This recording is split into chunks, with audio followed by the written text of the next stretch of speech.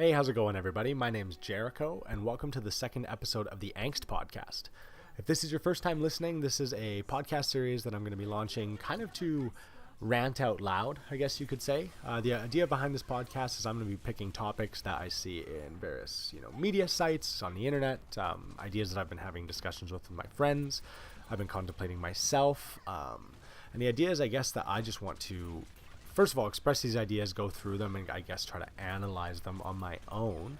But also I want to start a conversation. I want to hopefully, if there's anybody listening, while I continue to talk to myself over the next couple of weeks or months or however long I decide to do this, then maybe I can have a conversation, learn some things I didn't know before, get told some information I didn't know before, and we can have a kind of a cool learning experience with what the internet is today. I think that's one of the cool things about the internet is you can have conversations with a demographic you wouldn't normally have these conversations with.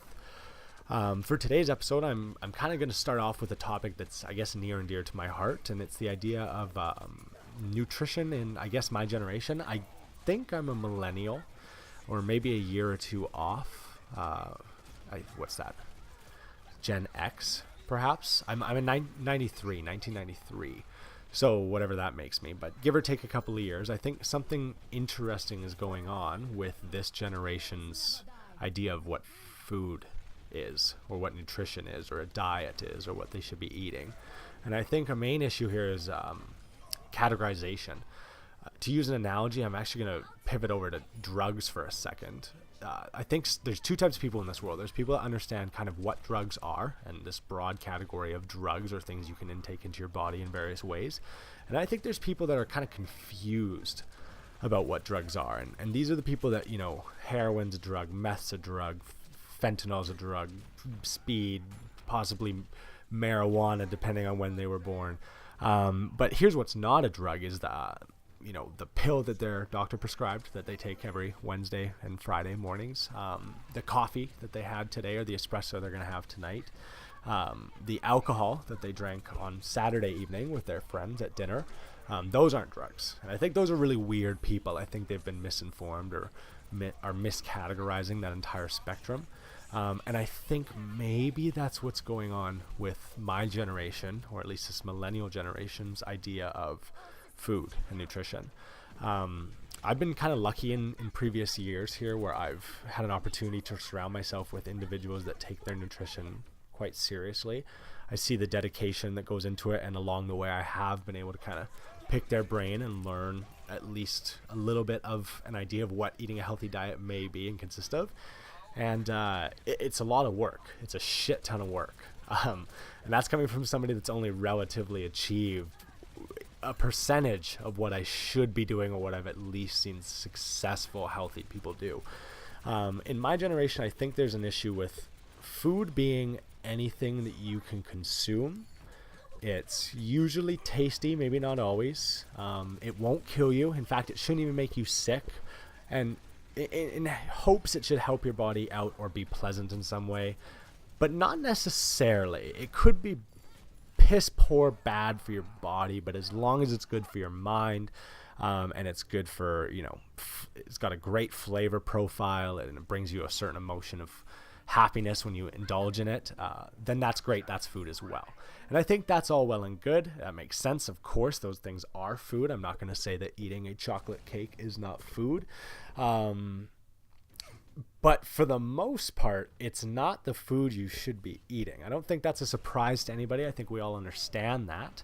But I think that it's gotten so far off the rails that the idea of consuming these items on a regular basis is quite the norm. Whether it's fast food, which is quite common. Again, I think it's not unheard of that that's not healthy for you. Whether it's desserts or sugars, sodas, juices. I think this is all becoming common knowledge. Yet, everybody, or for the most part, the most of us, let's be honest, most of us, you know who you are, do struggle to consume these items. It's very difficult to avoid these items that are maybe categorized as food, but it's certainly not good food. It's certainly not food that we should be teaching people to eat on a regular basis. This should have its own category. There should be food that we understand is healthy, it's nutritionally dense, it's beneficial to the longevity of your happiness, your internal organs, your health and longevity. And then there's food that's absolutely useless. It's here for, backtrack. It's absolutely useless for your longevity and your health and your body. It may be beneficial for the soul. I've heard arguments of it may be definitely a large dump of dopamine, or at least a certain amount of happiness in that moment. But that's not really food. And at this point, I think what would help all of us is if we could almost come up with a category of these items that is not food, but still edible, still enjoyable, but it's not food. And I know that sounds fucking ridiculous to most, but that's kind of what's going on here. Is there's people that if you look at what they've eaten, if they actually wrote down throughout their weeks, the shawarmas, the pancakes, the alcohol, the sodas, the pop, the juices, the pho, the burgers, whatever items they may be consuming, and then you independently pick apart the ingredients. And if we were to compare this new category of good edible things that are not food, and then food, which is nutritionally dense, good for you, should be consuming items, what would the ratios be in all of these items here, in all of these meals that the millennials eat throughout a week? And I shouldn't just signify millennials. I'm doing that because this is my primary source of information.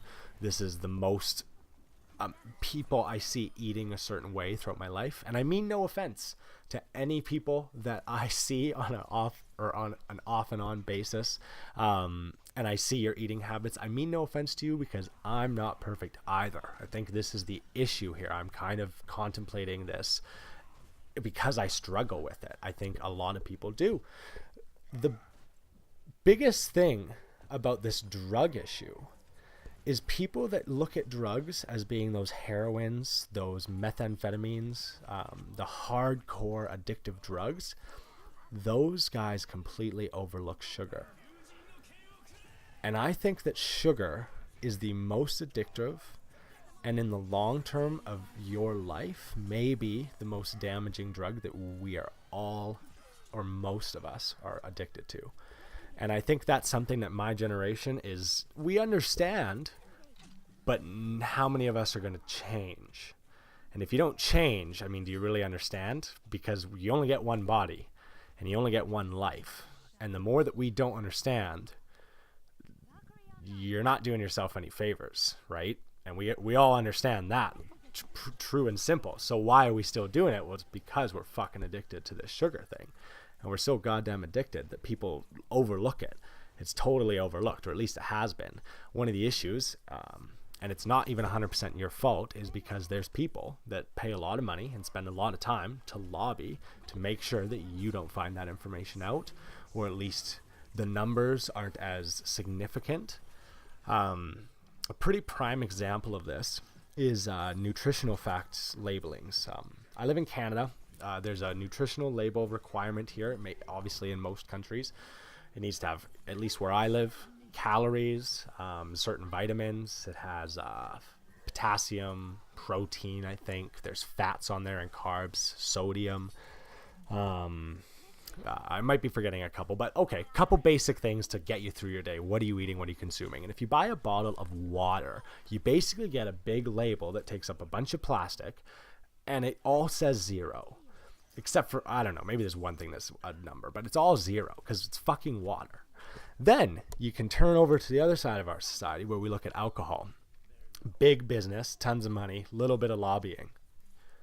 These people don't have any nutrition labels on any of their bottles. Maybe you'll find them on like a box or a crate, or if you go searching for it, I guess. But when you're buying one at a bar, you better believe there's no nutritional labels on there, is there?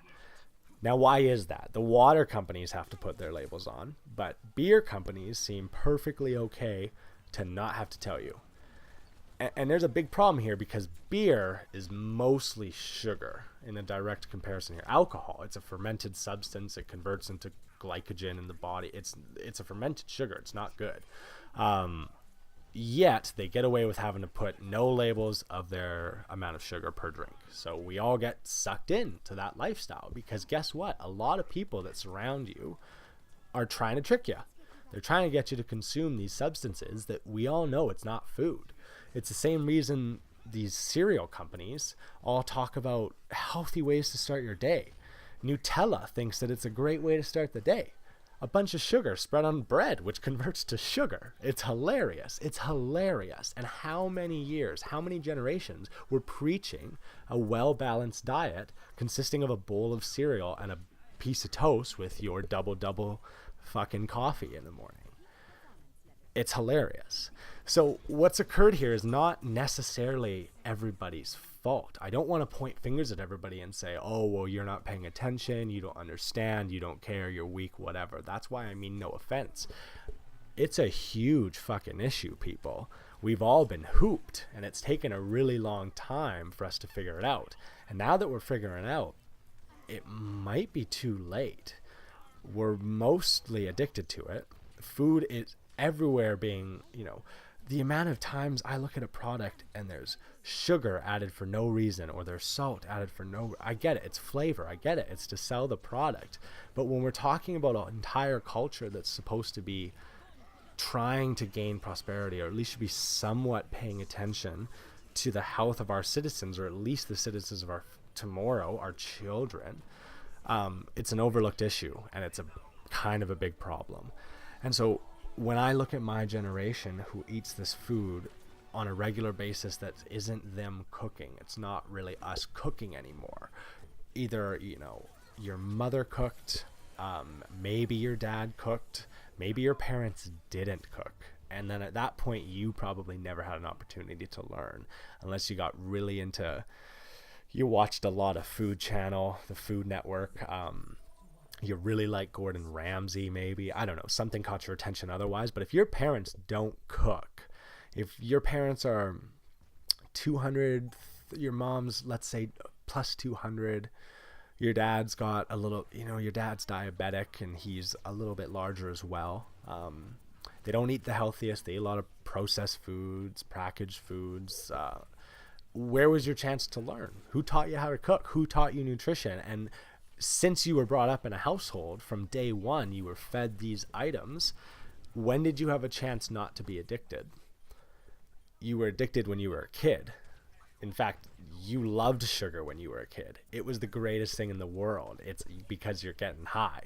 It's because for the first couple of times, what's happening? You're getting a rush of energy that you're not used to. And it tastes amazing. Ice cream, candies, treats, chips, whatever it may be, it tastes so good. Kid doesn't know it's bad for you. Plus 200 parents don't know it's bad for you. And here we are doing a little bit of a loop where we have a whole new generation that doesn't really know how to cook, doesn't really know how to eat, doesn't really know how to even become not addicted to these substances. If we were to ask people to eliminate from their diet all sugar for 48 hours, how many people would do it without just not eating? And how many people would fail? And it's tough. I don't want to call everybody out here. It's if I can loop this back for a second, there are definitely a large populace right now that's listening to me is like, holy fuck, this guy is such a Debbie Downer. He's probably 400 pounds himself. He's got nothing going for him, and he's addicted to sugar, blah, blah, blah. I don't know why he keeps whining.